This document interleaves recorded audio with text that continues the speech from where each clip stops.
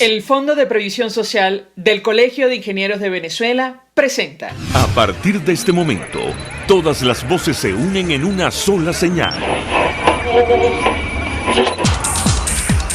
RCR presenta Conexión 750 con María Alejandra Trujillo.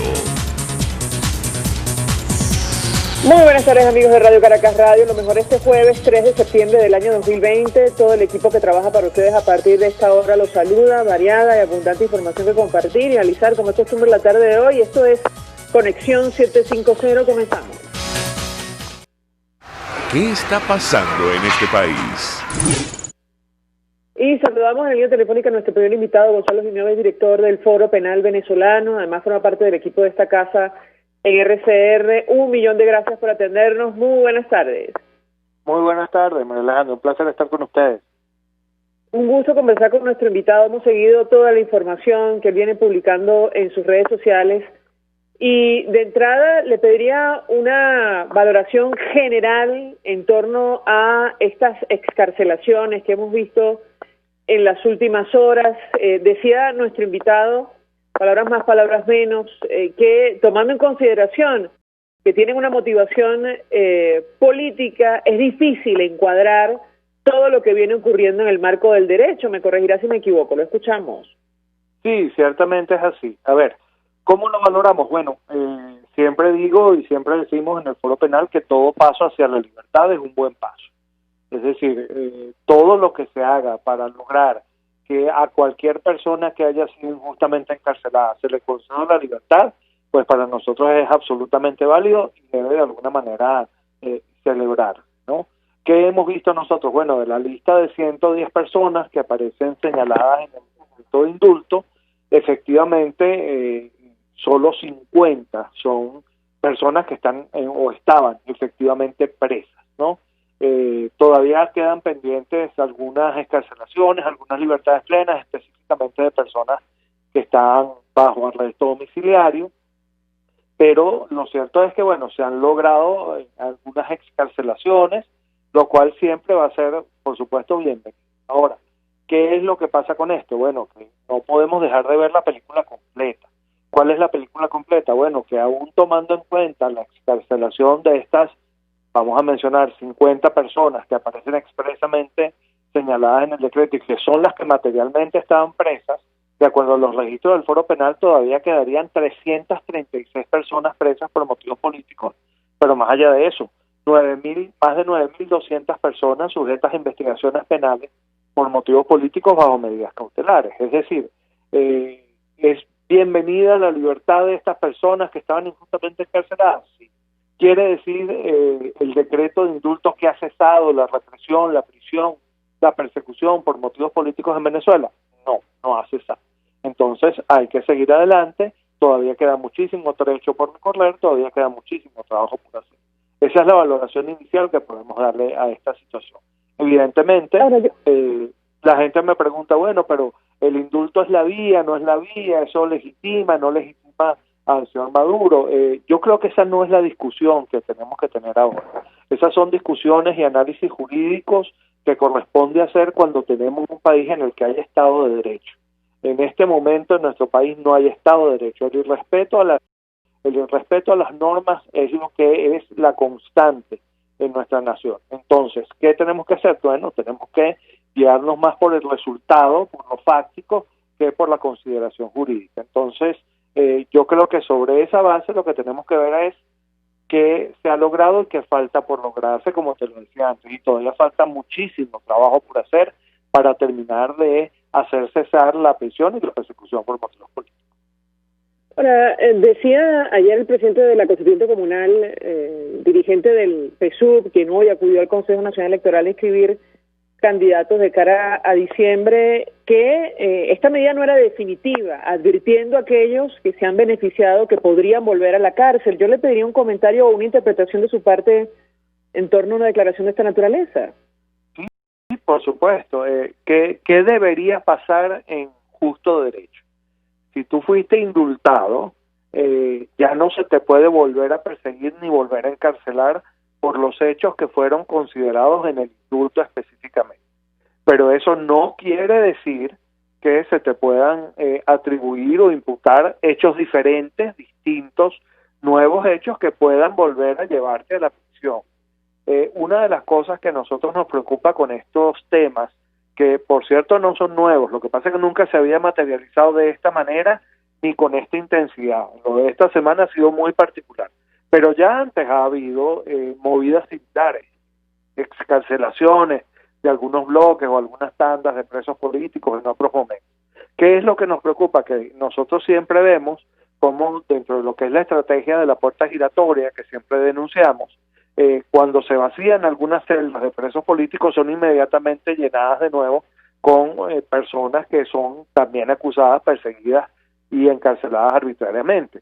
¿Qué te quiero decir con esto? Que un poco lo que te reflejaba antes, no pareciera ser esta iniciativa, pese a que se celebran las excarcelaciones que se están dando, no pareciera ser una iniciativa que vaya a definitivamente hacer cesar la persecución y la prisión por motivos políticos. Este es un fenómeno que es muy amplio, es un fenómeno que tiene muchas facetas, y tú no vas a acabar con este fenómeno de la prisión, de la persecución, de la represión política, solamente excarcelando a un grupo de personas o haciendo cesar investigaciones contra otras personas y ya dejando las cosas así. No, tienes que hacer algo mucho más amplio, tienes que abarcar no solamente el cese de la represión per se, pero también tienes que hacer cesar la impunidad, porque fíjate, por ejemplo, no solamente tenemos presos políticos todavía, más de 300 al día de hoy quedarían todavía presos, no solamente tenemos perseguidos, más de 9.200 personas todavía quedarían pendientes por ver qué va a pasar con ellas, pero también tenemos víctimas de asesinatos por motivos políticos, tenemos víctimas de torturas por motivos políticos, se han dado casos de desapariciones forzadas, de tratos crueles, inhumanos y degradantes. Esa parte también hay que atenderla, hay que hacer cesar la impunidad. Los culpables de esas violaciones graves a los derechos humanos también tienen que responder. ¿Qué te estoy diciendo con esto? Bueno, que el fenómeno es muy amplio y no se va a solucionar solamente maquillándole una de las caras. No, hay que abarcarlo de manera completa, de manera plena y hacerlo cesar de raíz completamente.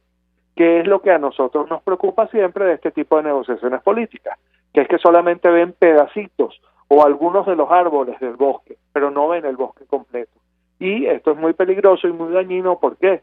Porque fíjate, una de las cosas que pasa cuando la consideración que se toma en cuenta es la política y no la jurídica, es que tienes a unas personas que son favorecidas con este tipo de medidas, lo cual se celebra, pero del otro lado o la otra cara de la moneda es ese grupo importantísimo y muy grande de otras personas que quedan por fuera, que no son favorecidas con estas medidas, a las que solamente quienes llevamos sus casos somos los que le damos la cara. Eso es lo que pasa con este tipo de cosas.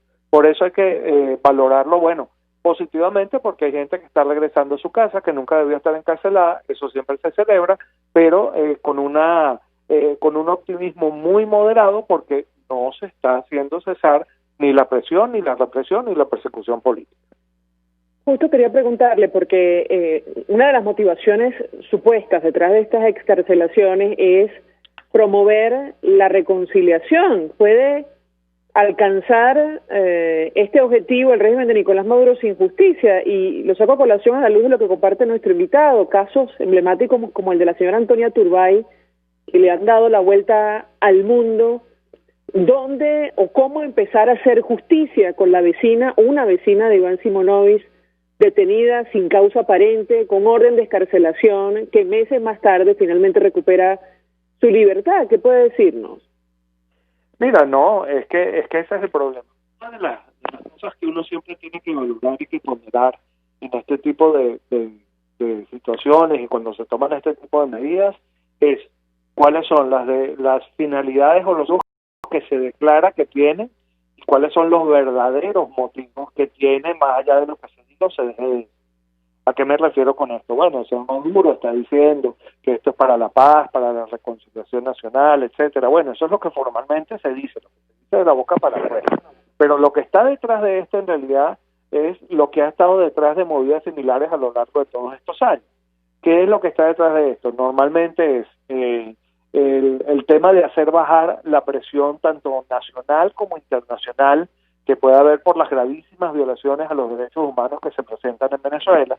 Cada vez que esta situación se le empieza a escapar de las manos al poder, se recurre a estrategias similares para hacer bajar esa presión. Ha pasado por lo menos 7 veces que nosotros llevemos la cuenta en el foro penal. Pero además de eso hay otra cara, se está procurando el poder de legitimidad, y que lo esté diciendo yo, si uno revisa, por ejemplo, las últimas declaraciones del mismo señor Nicolás Maduro, o si uno revisa los considerandos del decreto de los indultos que se dictaron, tú te das cuenta de que él lo dice textualmente, dice, bueno, esto es para allanar el camino de cara a las venideras elecciones para la Asamblea Nacional, te lo dice de frente, es decir, su objetivo verdadero está primero en bajar la presión internacional y nacional que hay con el tema de este esquema severo de violación de los derechos humanos, pero segundo, y de manera mucho más inmediata y muy clara y muy expresa además, es el de ganar algún tipo de legitimidad que permita de alguna manera validar el escenario electoral que está planteado desde el mismo poder. Eso lo están diciendo ellos mismos, de manera tal que, fíjate, una cosa es que se diga que con esto se busca la reconciliación y tal, no sé qué, pero con la otra mano me mantienes todavía 300 y pico de personas presas y a más de 9.000 investigadas, restringidas en su libertad. Y otra cosa muy diferente es que me digas, bueno, no, es que yo lo que quiero con esto es bajar la presión y quiero ver si se legitiman unas elecciones que yo estoy proponiendo porque quiero retomar el control de la Asamblea Nacional, que al final es lo que está pasando en realidad. Eso es lo que se está manejando detrás de todo esto. Le hemos preguntado a otros abogados, defensores de derechos humanos acerca de la denuncia de la periodista Sebastiana Barraez sobre, bueno, supuestos contactos con familiares de detenidos, sobre todo militares, pidiéndoles que participen abiertamente en el proceso de diciembre a cambio de otorgarles la libertad. Yo le pediría un comentario también sobre este tema y saber si tiene información cierta sobre una denuncia como esta. Lo escuchamos. Bueno, sí. Nosotros, recuerda que el Foro Penal representa cerca del 80% de los presos políticos que tenemos nosotros registrados, y sí sabemos que a algunos de ellos se les hicieron ofrecimientos de esa naturaleza. Gracias a Dios, a todos los que nosotros conocemos y que nos comunicaron esa situación, pues decidieron no prestarse a eso. Pero sí, entendemos que sí, que eso se está haciendo, y eso lo que te revela es que es dos cosas. Primero, que la intención detrás de todas estas movidas es la de legitimar la elección a la Asamblea Nacional. Y segundo, que estas detenciones, como siempre se ha dicho y se ha denunciado desde hace años, no son detenciones jurídicas, no tienen base jurídica, sino son detenciones arbitrarias por motivos políticos. Finalmente le preguntaría sobre el manejo político que se ha hecho de esta situación. Ayer el exgobernador Enrique Capriles reconocía que, por ejemplo, la libertad del diputado, o mejor dicho, el cambio de sitio de reclusión del diputado Juan Requesens no fue a cambio de nada. Y él advertía en redes sociales que esto había ocurrido por, digamos, sus actividades personales o contactos a título personal. ¿Qué puede decirnos al respecto? La diputada Elsa Solórzano recriminaba duramente al exgobernador por esta declaración. Lo escuchamos. Bueno, mira, como estos son casos, todos ellos, de prisión y de persecución política, en los cuales las razones por las cuales estas personas están encarceladas o están siendo perseguidas no son jurídicas, sino políticas, es lógico pensar que cuando se producen algunas excarcelaciones o algunas concesiones del poder, debe haber mediado alguna forma de racionalidad política detrás de eso, detrás de lo que pasa, porque lo jurídico no es lo que impera aquí. Sin embargo, yo siempre he destacado, y en el Foro Penal siempre hemos destacado, que es iluso pensar que porque una determinada persona, sea quien sea, se siente a hablar con factores del poder, del gobierno, del régimen, eso por sí mismo va a lograr que se excarcele o que no se excarcele a un grupo de personas. Aquí, el que toma la decisión de si una persona sale o no sale es el señor Nicolás Maduro, es el gobierno, independientemente de quién se siente o no se siente a hablar con él. Y te lo digo porque personalidades con muchísimo peso en materia de derechos humanos, como por ejemplo la propia alta comisionada para los derechos humanos de la ONU, se han sentado a hablar con el poder, le han exigido libertades y eso no ha significado absolutamente nada. Por eso es que es iluso pensar que entonces va a venir cualquier factor político de aquí de Venezuela a sentarse a hablar con esta gente y va a lograr lo que ni siquiera la alta comisionada para los derechos humanos de la ONU ha podido lograr. En este sentido, lo que pasa es que en este tipo de cosas, como se trata de victorias, por ponerlas así entre comillas, que de alguna manera generan en quienes son sus destinatarios finales, quienes reciben estos beneficios, la satisfacción de la libertad, pues siempre van a salir de esto pues muchísimos padres, ¿no?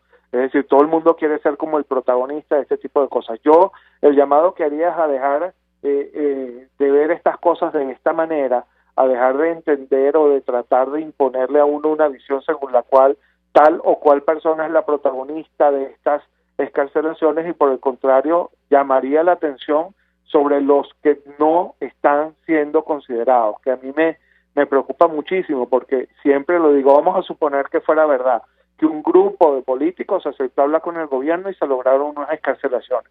Oye, qué bueno, maravilloso, sabemos que unas personas salieron, pero ¿qué pasa con los que no salieron?